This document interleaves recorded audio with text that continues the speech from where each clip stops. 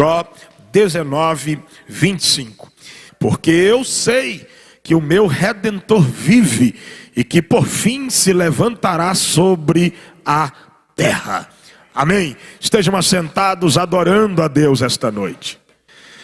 Você se adorou, mas só 2 irmãos adorou. Assente adorando a Deus esta noite.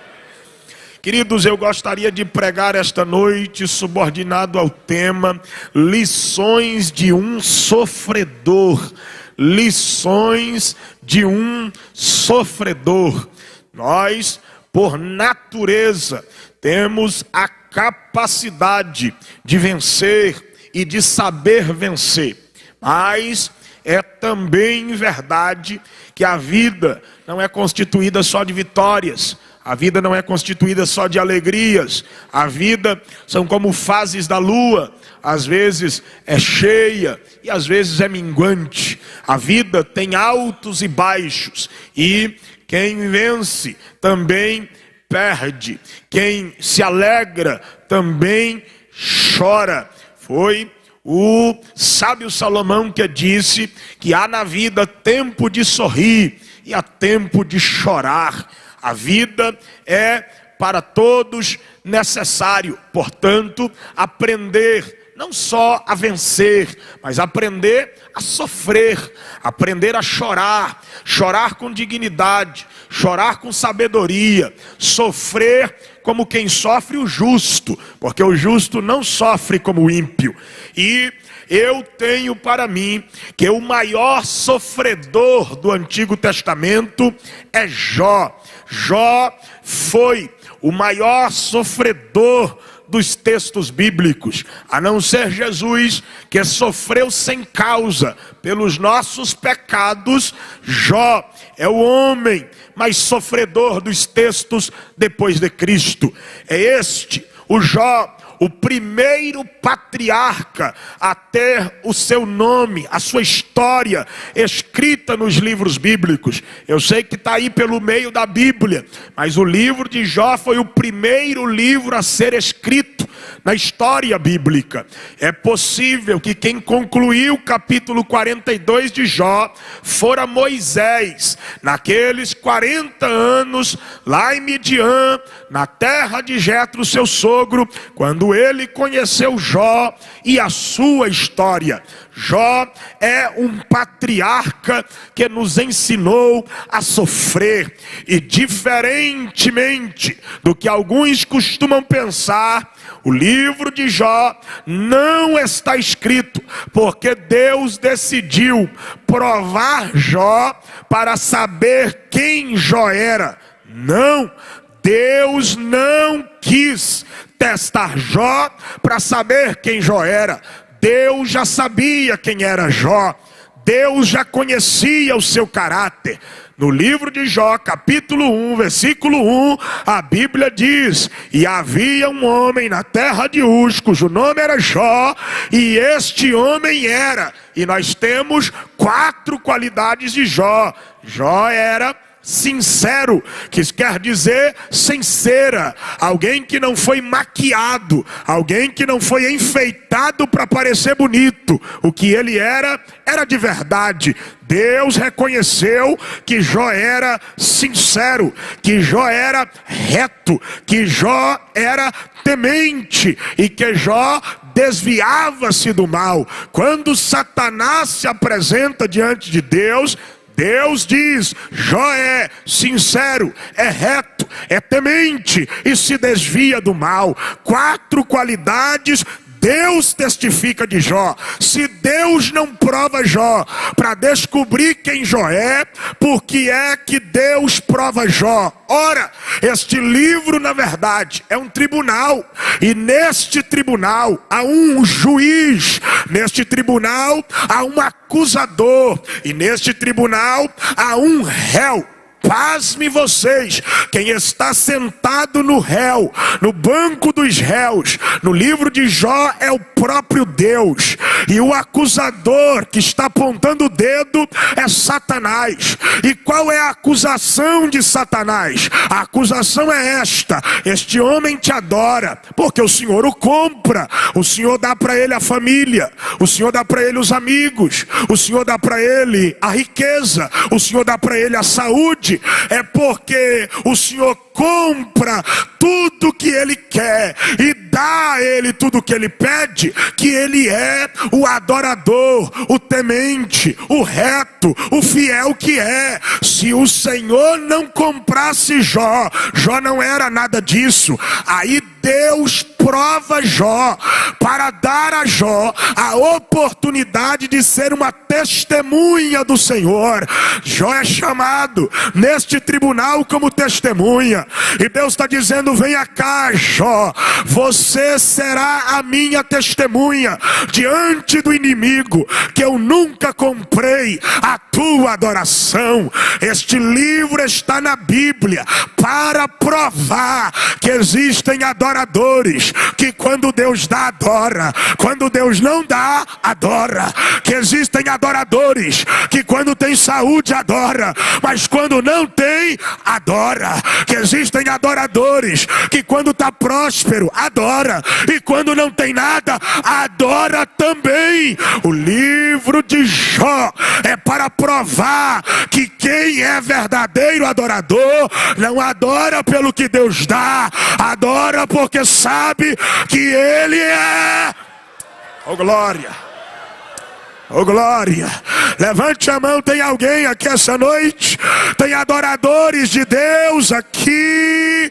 Deus procura estes adoradores. O livro de Jó é o tribunal da adoração, é o tribunal do adorador. E eu quero declarar que assim como Jó foi ouvido por Deus, esperado pelos anjos e declarado justo até diante de Satanás, há adoradores aqui esta noite apanhando para manifestar justiça. Aguenta um pouquinho, porque este testemunho está ecoando na eternidade. Deus se levantará para trazer livramento. Só quem crê na palavra do Eterno. Aleluia, aleluia. Pastor, quem era Jó? Posso contextualizar? Jó era o homem mais rico do Oriente. Jó era o homem mais rico do Oriente. Jó era rico, muito rico. Jó era tão rico que no capítulo 7, caravanas visitam Jó. As pessoas fazem turnê para ouvi-lo. A Bíblia diz no capítulo 7 que as pessoas, ao chegar lá e encontrá-lo no capítulo 7, na situação que ele estava, diz: é este homem que a gente vem ouvir, porque Jó é palestrante, Jó é ouvido pelas multidões. Quem quer entender de vida, quem quer entender de riquezas, Jó era o homem mais influente dos seus dias. Jó era rico. A Bíblia diz que Jó tinha no arcabouço da sua riqueza 7.000 ovelhas. 7.000 ovelhas. E nós não estamos falando de uma população mundial de 8 bi como hoje. Nós estamos falando de um mundo que não tinha 1 milhão de habitantes na primórdio do livro do Gênesis. E Jó já tinha 7.000 ovelhas. Ovelhas no dia de hoje, meu amigo, era o maior açougue da sua época. Era o alimento, a carne. O maior açougue do mundo era de Jó. 7.000 ovelhas. Jó não tinha só o maior açougue do mundo. A Bíblia diz que Jó tinha 3.000 camelos. 3.000 camelos. Camelo no tempo bíblico é meio de transporte de longo espaço.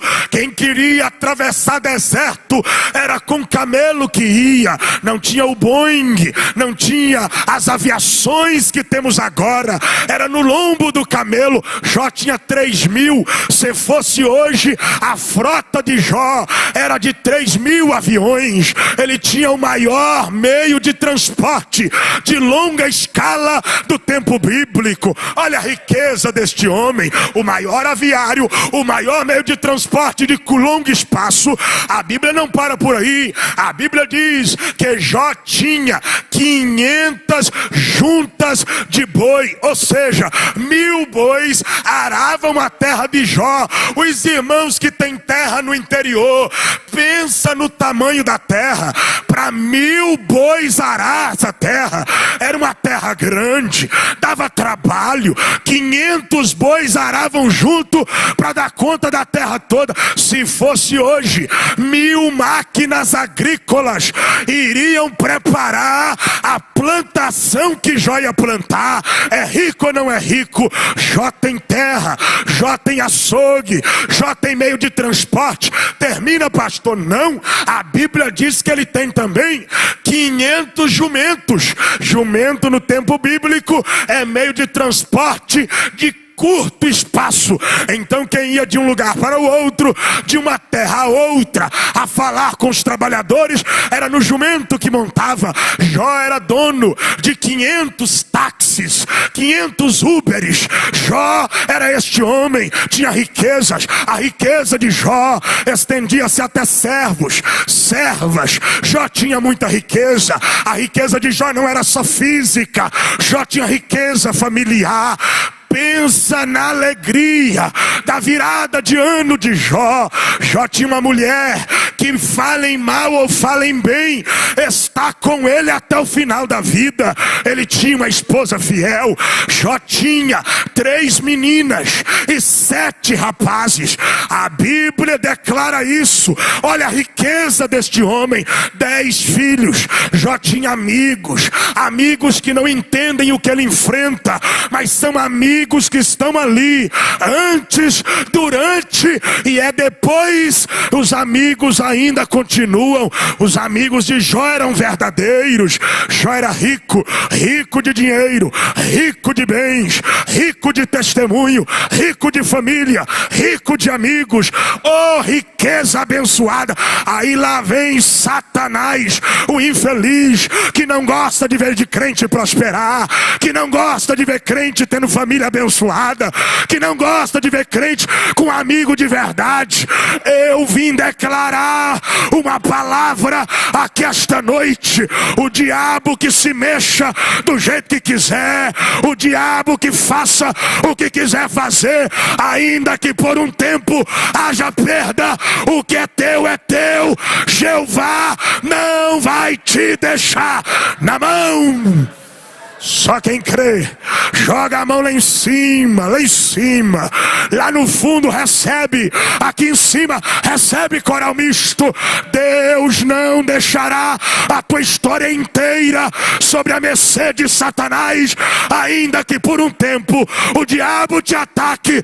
Tem livramento chegando, tem resposta vindo. Deus vai agir. Oh, eu estou sentindo ele aqui. Oh, eu estou sentindo ele neste lugar.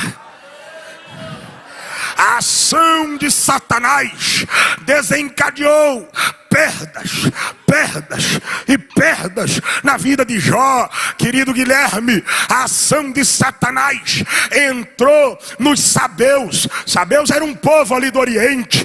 Eles vieram aonde ficavam os bois e os jumentos e roubou os 1.000 bois. Jó não tem mais máquina agrícola. Roubou os 500 jumentos, perdeu os Uberes.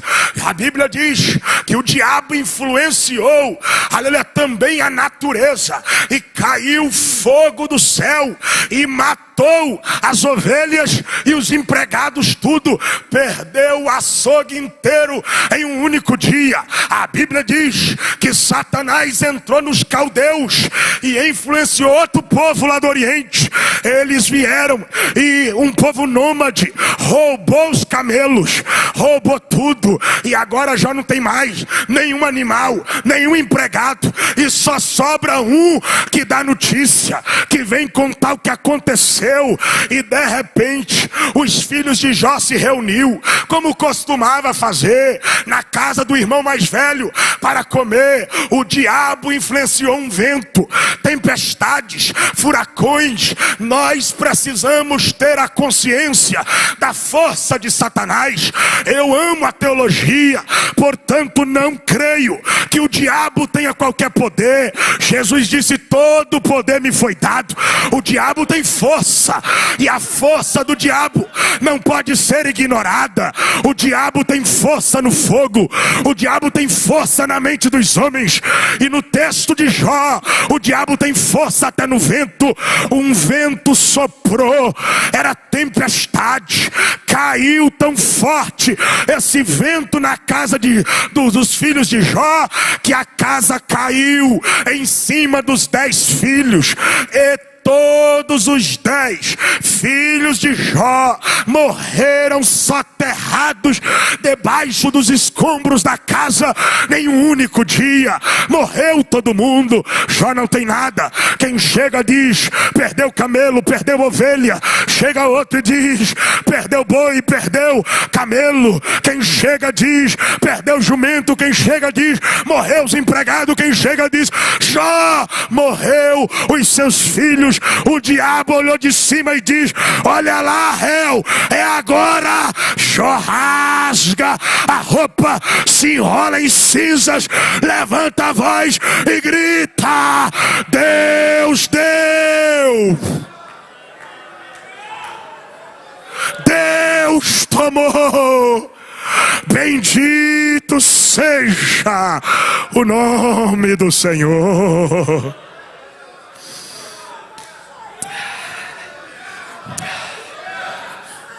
Não, ele ainda está forte, ele ainda tem o físico, ele ainda consegue respirar. Deixa eu tocar. Vai lá, Satanás, toca na carne dele. Na alma, todavia, você não tocará. Eu queria que alguém acreditasse no que este menino veio pregar esta noite. Existe uma cerca, existe um limite estabelecido. O diabo não está fazendo o que quer, ele ainda é diabo na coleira de Deus. Deus diz: até aqui toca, daqui para lá não passa. Toca na carne. Jó tem uma lepra, hanseníase. Toca Jó. Jó não sentia dores. Vocês sabem, hanseníase é indolor. A lepra não tem dor, mas a lepra vai comendo a carne até aparecer os órgãos. Capítulo 6, capítulo 7, capítulo 8. Vermes estão andando na carne de Jó. Jó está leproso. Vermes nasceram nas chagas abertas, as feridas. Ele não tem força para espantar. No capítulo 8 tem um cão lambendo ele e ele não consegue mandar o cachorro embora. A única força que ele tem é para pegar um caco de telha no chão e raspar o verme que andava e por isso coçava a carne. Então ele pega o caco e vai coçando aonde estão os vermes que andam no corpo. Este homem sofredor está lá, moribundo, quase que catavélico, não tem apetite, os órgãos estão aparecendo, ele perdeu tudo. Há uma fragilidade emocional, física, espiritual. Ele não sabe porque Deus permitiu isso. Os amigos dele chegam na casa dele e a Bíblia diz: 7 dias eles olham Jó e não conseguem dizer oi, não conseguem dizer paz seja contigo, Shalom Adonai, nada, nenhuma mensagem, nenhuma palavra. 7 dias. silêncio total, a dor gritava mais do que as palavras. Jó está ferido desta lepra, está ferido desta doença mortal.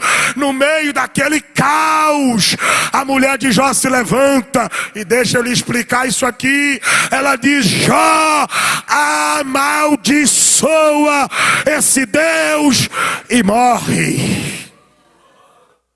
Alguém pode até entender que esta mulher falava mal contra Deus. Não é esse o texto no hebraico original, e não é esta a intenção da mulher de Jó.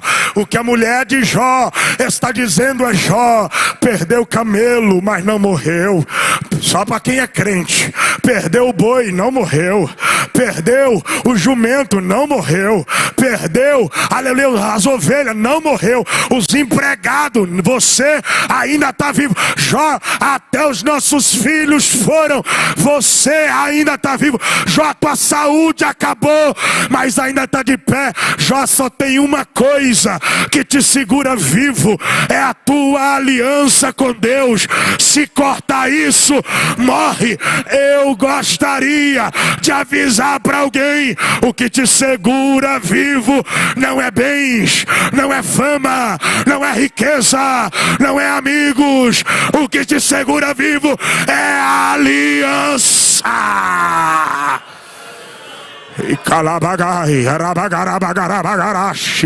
Levante as tuas mãos aí, levante as tuas mãos. É Deus que preserva você, é Deus que preserva teus filhos, é Deus que preserva a tua história.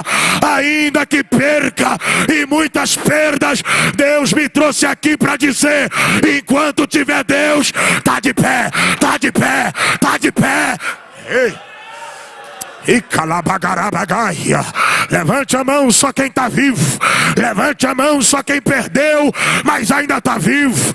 Levante a mão só quem sentiu dores, mas ainda está vivo. Recebe esta graça. O céu está dizendo: eu te mantenho de pé, de pé, de pé, de pé.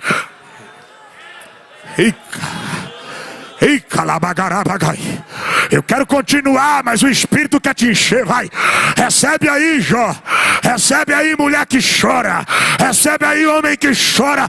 Deus sabe quanto está doendo, mas se tem aliança, ainda está de pé.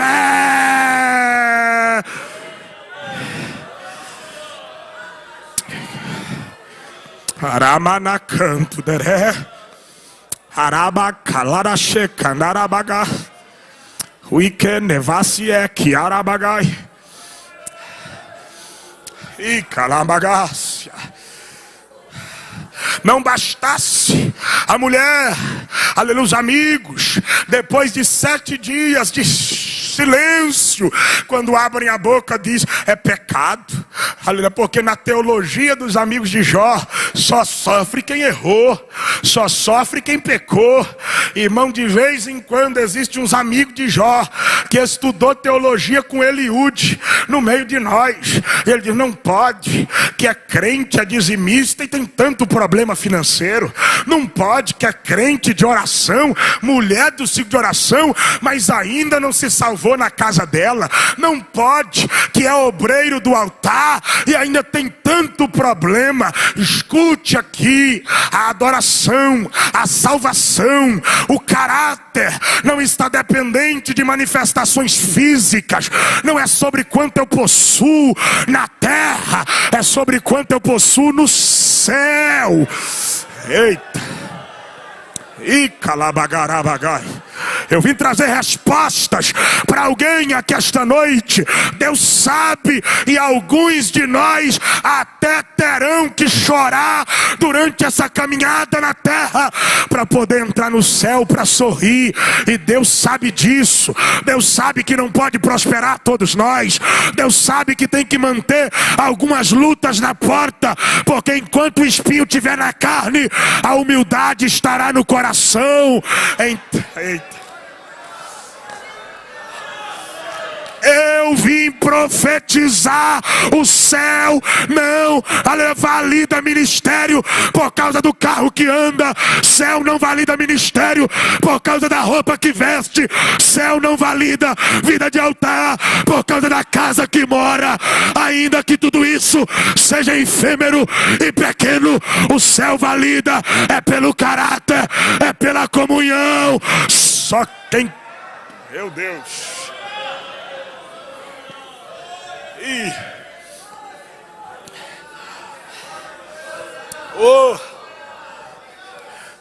O sofredor, a prova está grande demais, está pesada demais. O que é que Jó me ensinou no meio dessa dor, irmão? Alguém aqui já sofreu mais do que Jó? Eu sei que você tem perdas, ninguém passa nessa vida sem marcas. Eu sei que você carrega dores, ninguém passa aqui sem dores. Mas será que é mais do que ele? Será que você, aleluia, tinha fama, o dinheiro, aleluia, essa perda familiar tão grande, esses amigos lhe apontando, e a mulher não entendendo porque a tua fé continua firme desse jeito? Será que tem isso? Esse homem está no meio disso, e ele me ensinou algumas lições de como é que a gente enfrenta isso, como é que a gente chora, como é que a gente sofre, até que Deus mude o cativeiro. A primeira lição que eu aprendi com Jó é esta, no capítulo 1, versículo 20 e 21, Jó diz: Deus deu, Deus tomou. E a Bíblia diz no capítulo 2, em tudo isso Jó não pecou contra Deus, porque dele recebemos bem, receberemos também o mal. Jó, ele disse: é Deus que controla a minha vida. Mas não foi o diabo que entrou nos sabeus, não foi o diabo nos caldeus, não foi o diabo no fogo ou no vento. Jó diz: pode até ser, mas se foi o diabo agindo, era Deus permitindo. A minha vida não está do jeito que o diabo quer, está do jeito que Deus coordena. Eita, posso profetizar essa noite? Recebe palavra do céu. A tua vida não está na mão do diabo, está na mão de Deus. Está na mão de Deus, está na mão de Deus, está na mão de Deus. Tua família está na mão de Deus, teus filhos está na mão de Deus, teu casamento está na mão de Deus, tua empresa está na mão de Deus. E ainda que por um instante parece a ação do inferno, Deus ainda está no controle. Eu vim pregar para esses crentes que o dedinho não pode escorregar fora do caminho e bater na quina do sofá, que foi o diabo que botou aquele sofá ali. Eu vim pregar para esses crentes que quando venta na obra e bate o martelo errado, o diabo soprou um vento no martelo. Esses crentes que tudo é Satanás, que o diabo é que faz, é diabo aqui, é diabo ali. Eu vim pregar para esse: ei, você creia no que quiser, eu acredito na fé dos reformadores. Lutero diz: o diabo é um cão na coleira de Deus. Ele era anjo de Deus e servia a Deus. Aí ele virou demônio, querendo ser independente. Deus olhou e disse: ó Satanás, você quer ser independente? Você vira demônio, mas continua sobre o meu comando. É Deus, é Deus, é Deus que controla o que Satanás faz. Na demonologia, nós aprendemos estudando Satanás, e ele não aparece muitas vezes na Bíblia. Existem apenas 5 textos no Antigo Testamento da aparição de Satanás de forma clara, não de forma simbólica, mas de forma clara. Só 5 textos. Entre eles eu aprendo o propósito pela qual Deus utiliza-se de Satanás. Alguém recebe revelação aqui essa noite? Olha porque Deus utiliza o diabo como cão na coleira. Satanás é um cão na coleira de Deus, e Deus permite o cão latir quando o ímpio precisa conhecer que um caminho sem Deus é caminho na mão de Satanás. A Bíblia diz que Acabe, em 1 Reis 22, queria um caminho de mentira. Era um rei ímpio. Deus diz: Acabe, eu vou deixar que Satanás, um espírito de mentira, entre nos seus profetas e lhe mostre que caminhar sem Deus só te leva direto para a morte. Porque Deus permite o diabo agir? Porque Deus está dizendo ao ímpio: comigo tem verdade, com ele tem mentira. Comigo tem vida, com ele tem morte. Comigo tem salvação, com ele tem perdição. E de vez em quando Deus permitirá Satanás agir em algumas casas, em algumas famílias, porque o que Deus está fazendo é usar até o diabo para pregar e dizer: o melhor caminho ainda é ele, é ele, é ele. Eita! Deus, pastor, mas não é meu caso, sou crente, pastor. Como é que o diabo vai ladrar na minha casa? Deus utiliza-se de Satanás para despertar quem era muito crente e já não é tão crente assim. Deus utilizou-se de Satanás para ir até Saul, que começou crente. Saul tinha 2 anos de ministério de rei e era crente, dependia de Deus. No 2º ano desviou e reinou 38 anos desviado. Aí Deus soltava um espírito para incomodar ele. Era insônia, era perturbação. Por que aquele espírito estava daquele jeito? Era Deus dizendo: Saul, olha aí Davi, Saul, se você voltar a adorar, se você voltar a depender, se você voltar a confiar, esse espírito vai embora e você vai ficar na minha presença. Alguém está entendendo o que eu estou pregando aqui essa noite? Eu estou lhe dizendo que quando a gente não está na presença de Deus em louvor, por favor, eu não sou pregador emocionado, eu estou pregando uma teologia sarada, uma palavra do céu para a tua alma. Procure a Bíblia e veja, procure o texto e confira. Deus permitirá algumas ações de Satanás em nós, quando nós nos afastarmos dele, e o propósito não é outro senão Deus dizendo: volta para o ciclo de oração, volta para o culto da palavra, volta para aquele temor, volta para aquela comunhão, volta para o altar. Eu não te fiz para viver longe disso. Saul, na minha presença o diabo não te pega, não te pega, não te pega. Só quem crê, levante a mão e faz barulho aqui. Pastor, eu não sou ímpio e não estou desviado, e o diabo ainda continua me incomodando. Então tá bem, Paulo, este é o 3º propósito, porque Deus utiliza-se o diabo na sua coleira, porque Deus quer que o crente nunca deixe de ser crente. Só umas 3 irmãs. Ô Paulo, que é: Senhor, eu já orei, Senhor. Já orei 1, já orei 2, já orei 3. Eu tenho espinho na carne. E Paulo diz: não é como. Paulo diz: é um mensageiro de Satanás. Vem, bate no meu rosto, para que eu não me glorie do que eu recebi do Senhor, e não conte tudo que eu recebi, porque tem coisa que não é lícito. Aí eu oro e digo: Deus, tira esse mensageiro que me bate. Deus diz: eu mantenho, Paulo, o espinho, porque se eu tirar o espinho, você engrandece. Se eu tirar o espinho, você conta os segredos. Se eu tirar o espinho, a vaidade entra. Eu não tiro o espinho, mas eu libero graça.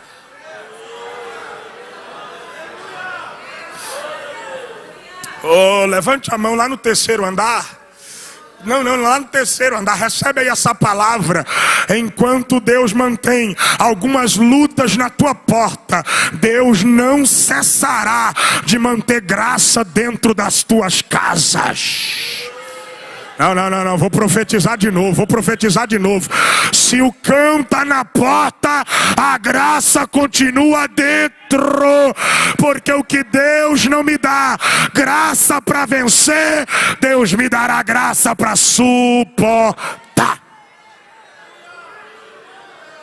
Só quem recebe graça aí, levante a mão. Eu quero continuar, mas desce aqui agora uma derramar de graça sobrenatural. Deus te reveste. Pega!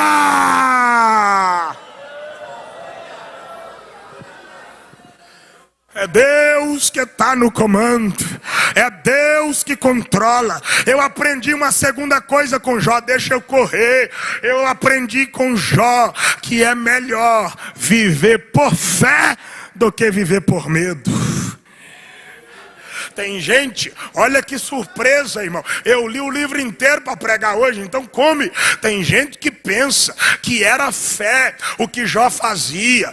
Quando ia lá, os meninos se reuniam para comer. Ele sabia que festa tem muita possibilidade de pecado, muito mais que velório. Aí ele já sacrificava. Eu vou fazer um sacrifício antes do erro, para que Deus nunca toque nos meus filhos.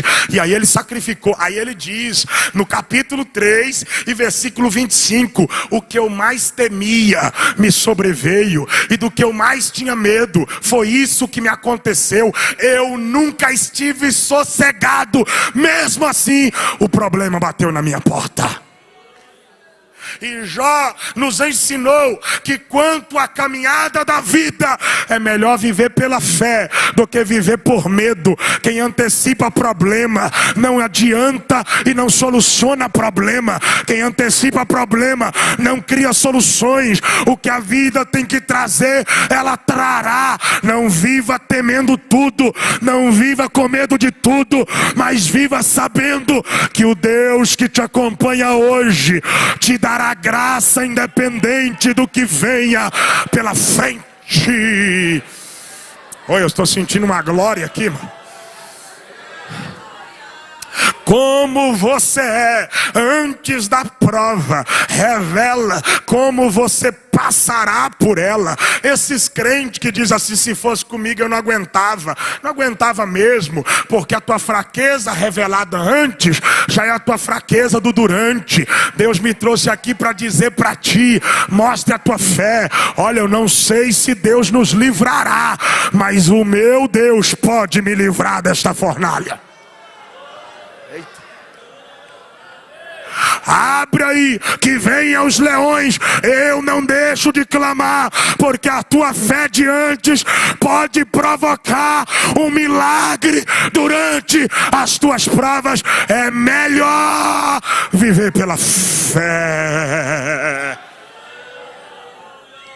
Porque medo, isso não é palavra de psicólogo, é um pregador bíblico lhe dizendo, medo atrai problema. Quanto mais você tem medo, mais problema vai aparecer.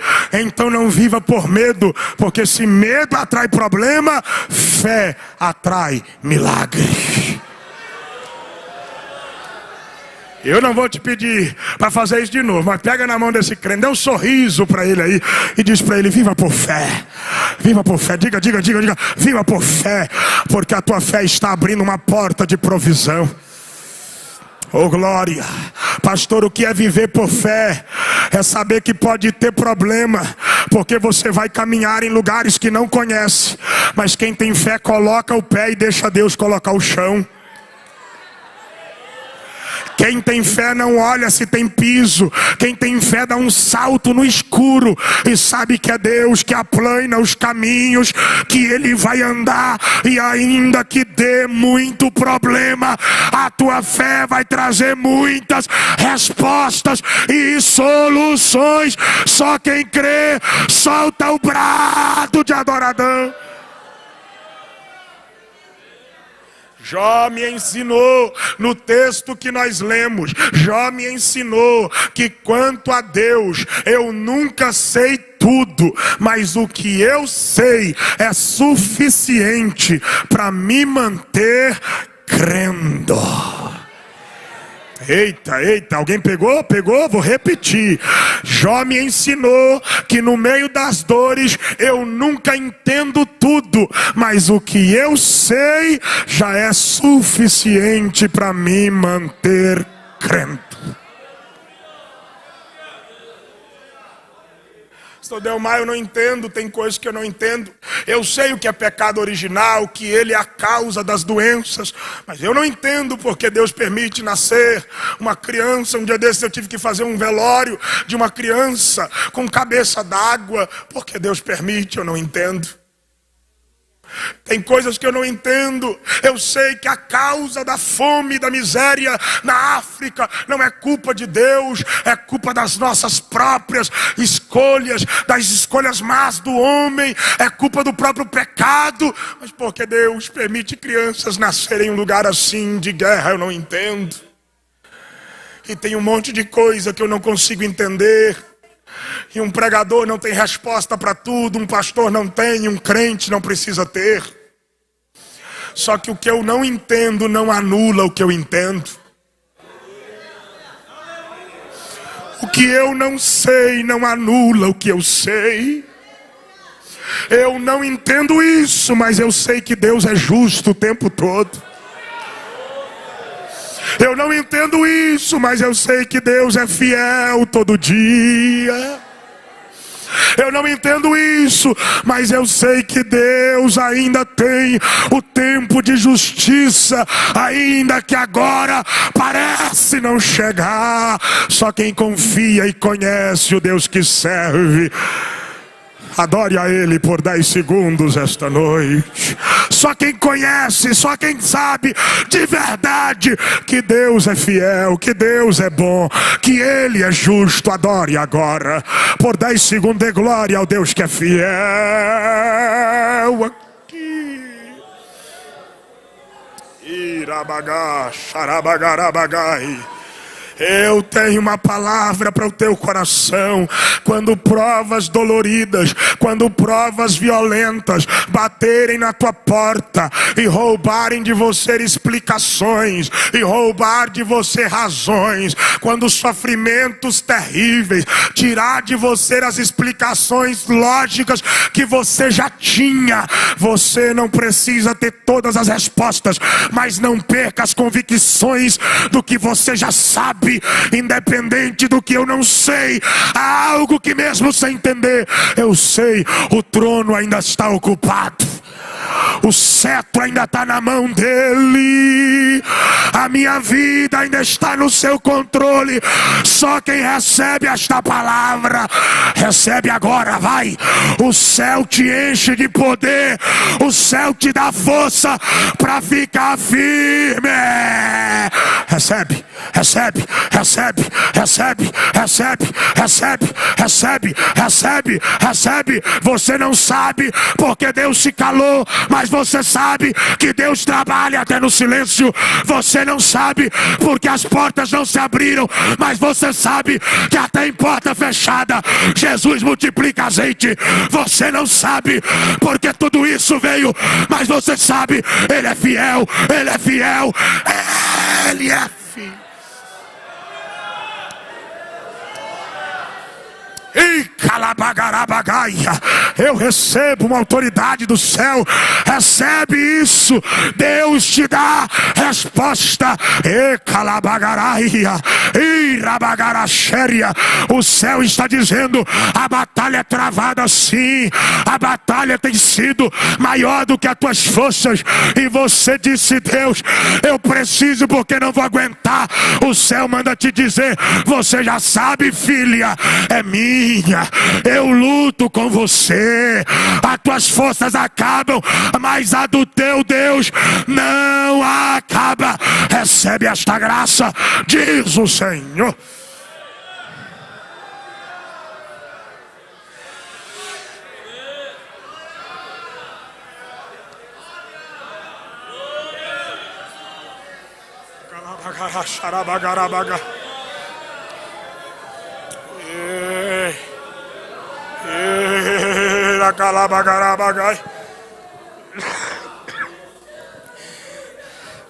Eu vou terminar.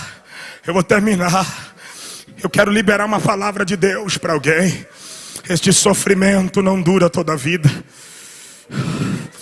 Eu queria que você aumentasse a tua fé e recebesse isso. Esse sofrimento não dura toda a vida. Pastor, por que Deus está permitindo isso comigo?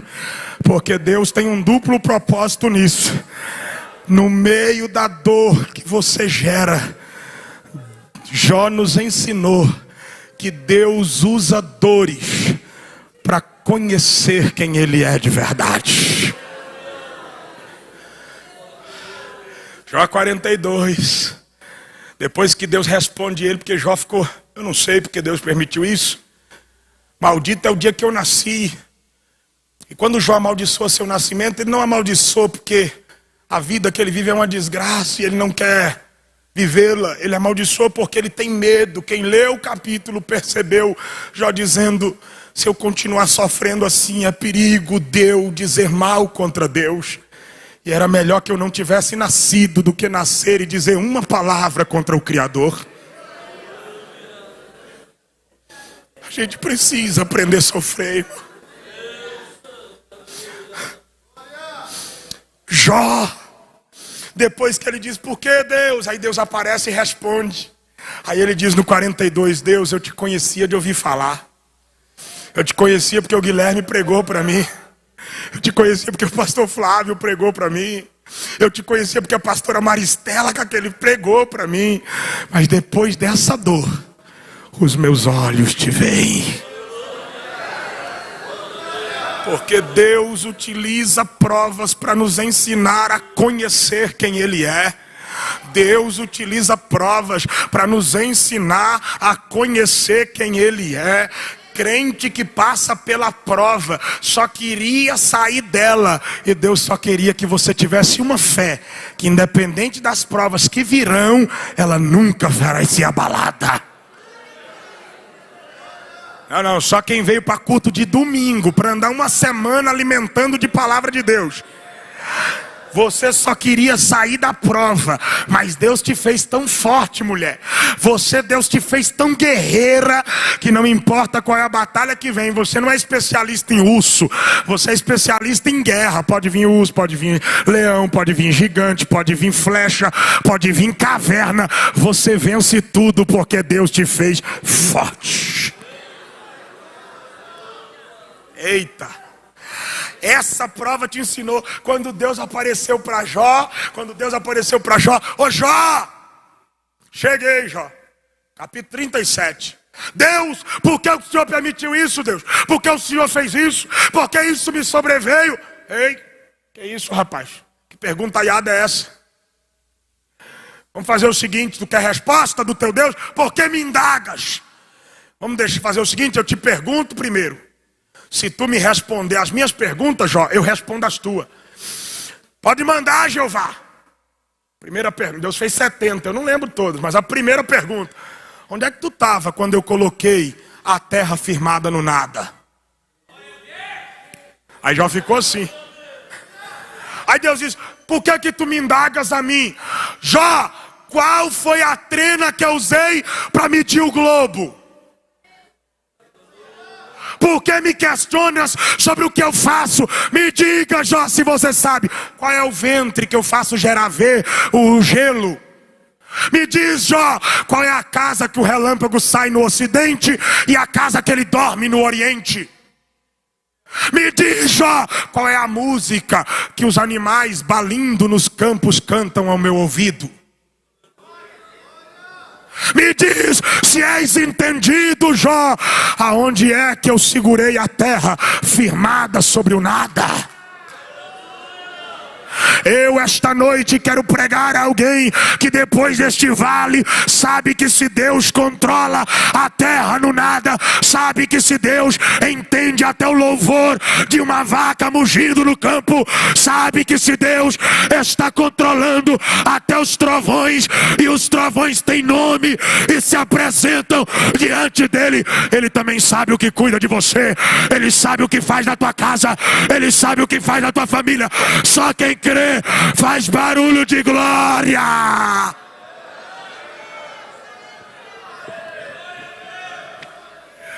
Levante a mão para receber. O teu Deus é grande. O teu Deus controla e sustenta a terra. Se Ele sabe disso, Ele sabe o que faz. Ele sabe o que faz. Descansa no teu Deus. Ele sabe o que faz. O que é mais fácil? Sustentar a terra na palavra ou resolver esse problema da tua casa? O que é mais fácil? Nomear um trovão, chamar ele parar na tua frente, ou resolver esse problema na tua saúde? Eu vou profetizar para quem crê, provar e vede. Ele é bom, ele é bom, ele é bom. Deus está dizendo: eu vou me revelar a ti e tu saberás, eu sempre estive cuidando de você. Eu não tenho mais tempo, então deixa-me concluir. Irmão, se tu não der glória, Jó me ensinou que Deus está no controle, apesar das intromissões do diabo, que é melhor viver por fé do que por medo. Jó me ensinou que o que eu sei é mais importante do que eu não sei. Jó me ensinou que provas me ensinam a conhecer a Deus. Eu termino aqui. Olha, se tu não der glória, Jó me ensinou que Deus usa provas para dobrar as bênçãos.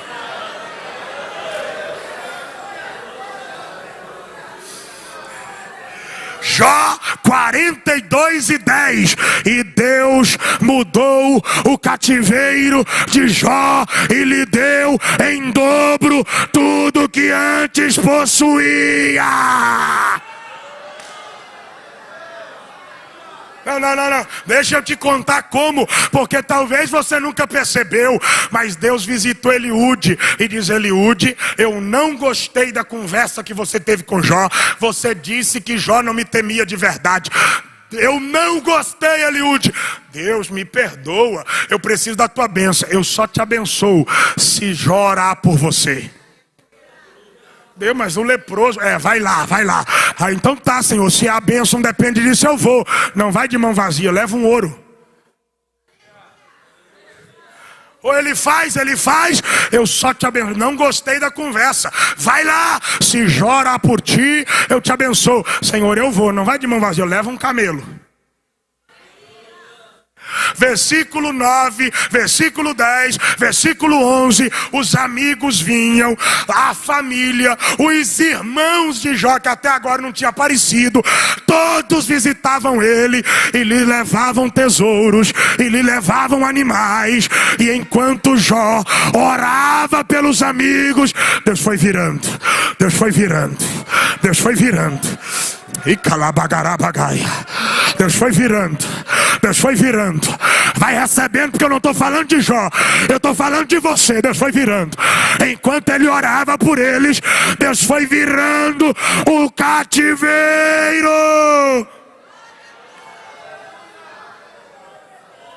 Para de brigar com o patrão, para de brigar com o pastor, para de brigar com pessoas que podem, mas não abriram. Elas não abriram porque Deus não deixou. Quando Deus mandar, o camelo guardado, o ouro guardado vai aparecer e vai chegar. Só quem crê na palavra de Deus. Levante a mão para cima, levante a mão. Deus está dizendo: o teu negócio é orar e prosperar é comigo. O teu negócio é orar, abençoar é comigo. O teu negócio é orar, mudar cativeiro é com Deus. Só quem recebe isso, só quem recebe de mão erguida lá em cima. Eu termino aqui. Deus olhou para Jó e disse: Jó, tinha 7.000 ovelhas? Eu tinha, Senhor. Então recebe 14. Jó, tinha 3.000 camelos? Tinha, Senhor. Pega 6. Jó, tinha 500 juntas de boi? Pega 1.000. Jó, tinha 500 jumentos? Toma 1.000 jumentos. Jó, tinha 7 filhos e 3 filhas? Eu tinha, Senhor. Jó, esses meninos nunca foi teu, porque filho é herança de pai vivo. Eu só peguei a herança de volta, mas eu vou te dar mais 10 e vou investir na qualidade. E Deus deu os filhos mais bonitos da terra. Só quem crê. Deus vai usar toda afronta, Deus vai usar toda perda, Deus vai usar todo vale, Deus vai usar todo fracasso, Deus vai usar toda falência, Deus vai usar toda falta de oportunidade, Deus vai usar todo silêncio obrigatório. E Deus está dizendo: eu estou usando isso para a hora certa, porque quem se cala na tenda pode chorar no palácio. Está chegando esta palavra aí. Vai ter dupla honra, vai cantar dobrado, Deus vai fazer. Recebe essa profecia. O que os olhos não viram, os ouvidos não ouviu e não subiu ao coração, Deus preparou, Deus preparou, Deus preparou, Deus preparou. Só quem crê, dá um salto desta cadeira e levante, dando glória a Ele aqui esta noite.